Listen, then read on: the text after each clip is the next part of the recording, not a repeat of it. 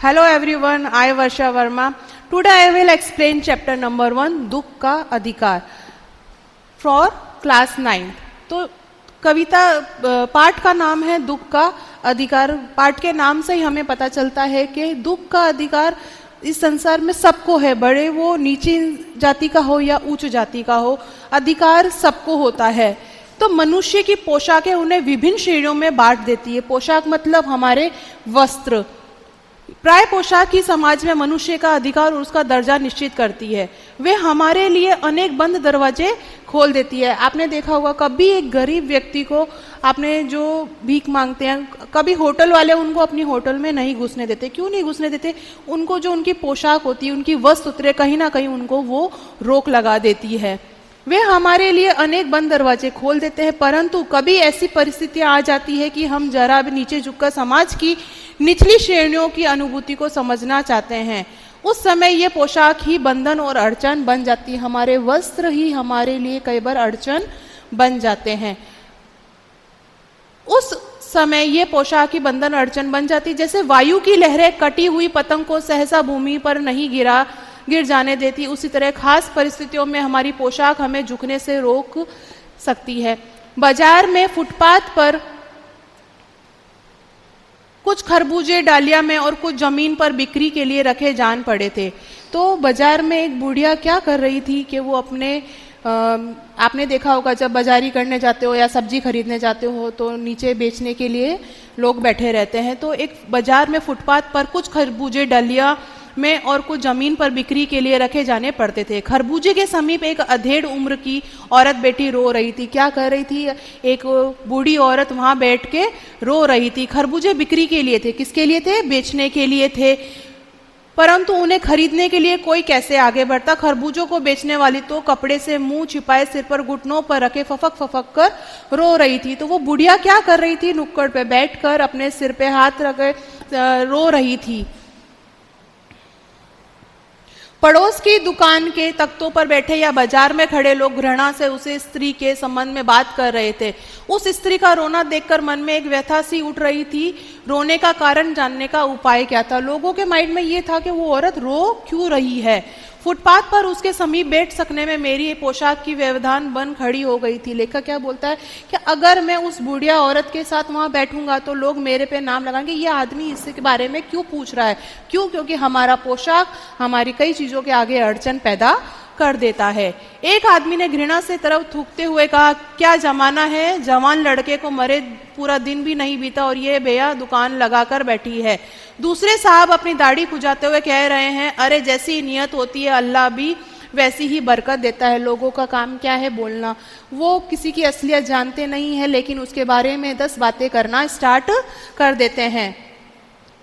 सामने के फुटपाथ पर खड़े एक आदमी ने दिया सलाई की तीली से कान खुजाते हुए कहा, अरे इन लोगों का क्या है, ये कमीने लोग रोटी के टुकड़ों पर जान देते हैं. इनके लिए बेटा बेटी खसम लुगाई धर्म ईमान सब रोटी का टुकड़ा ही है.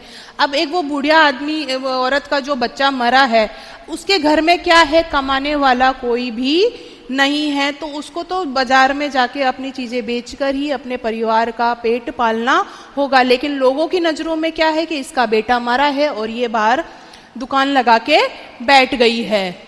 परचून की दुकान पर बैठे लाला जी ने कहा, अरे भाई उनके लिए मरे जिए का कोई मतलब ना हो पर दूसरे के धर्म ईमान का तो ख्याल रखना चाहिए. जवान बेटे के मरने पर 13 दिन का सूतक होता है और ये यहाँ सड़क पर बाजार में आकर खरबूजे बेचने बैठ गई है. आपको पता होगा कि हमारे घर कोई बच्चा पैदा होता है तो सुआ लगता है और अगर कोई किसी की डेथ होती है तो क्या लगता है? सूतक लगता है. जहाँ 12 दिन तक ना कोई पूजा होती है ना कोई मंदिर जाया जाता है. तो दुकान वाले क्या बातें कर रहे हैं कि इसके घर में तो सूतक लगा है, तो फिर ये यहाँ बेचने के लिए कैसे बैठ गई है. पास पड़ोस की दुकानों से पूछने पर पता लगा कि उसके 23 बरस का जवान लड़का था. घर में उसकी बहू पोता पोती. लड़का शहर के पास 1.5 बीघा जमीन की कचियारी करके परिवार का निर्वाह करता था. खरबूजों की डलिया बाजार में पहुंचाकर कभी लड़का स्वयं सौदे के पास बैठ जाता, कभी माँ बैठ जाती. लड़का परसों सुबह मुंह अंधेरे बेलों में से एक पके खरबूजे चुन रहा था. गीली मेड़ की तरावट में विश्राम करते हुए एक सांप पर लड़के का पैर पड़ गया. सांप ने लड़के को डस लिया. अब वो अपने परिवार का निर्वाह कैसे करते थे? खरबूजा बेचकर.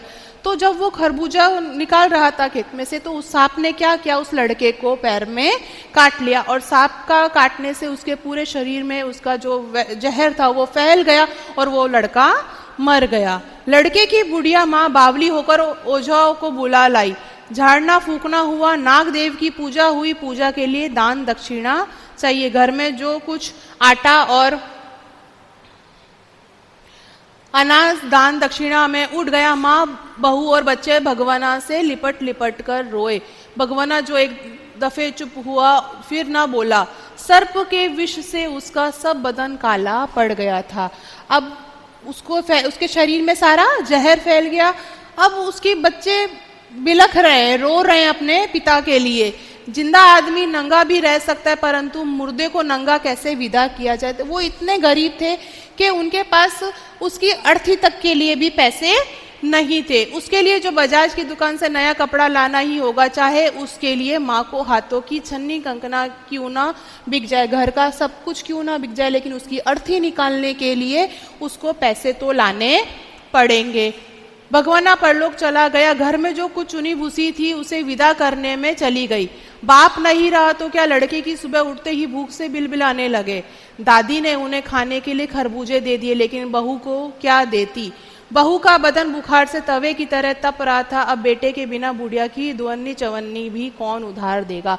अब जब उसकी बुढ़िया की जवान बेटा चला गया तो उसका घर का निर्वाह कौन करेगा, ये सवाल सबसे बड़ा था।